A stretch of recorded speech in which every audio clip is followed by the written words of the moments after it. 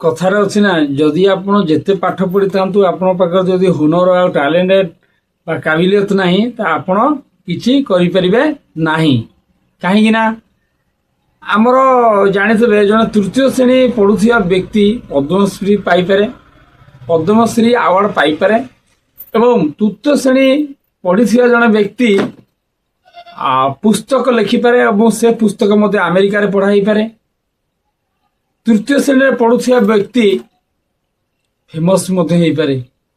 चिंता कर तृतीय श्रेणी पढ़ी व्यक्ति 30 ରୁ 40 बही लिखि पारे।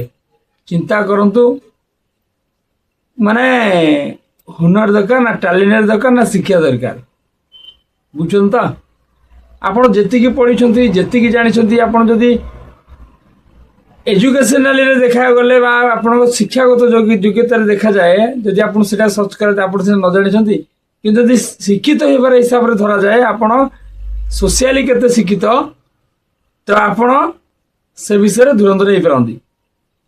दास हलधर जी आमर पद्मश्री अवार्ड 2016 पाई मोदी सरकार टाइम रे से बही लिखिं आमर पश्चिम ओडिशा जड़े व्यक्ति से जड़े बही लिखिं अमेरिका रे भी पढ़ा कॉलेज रे।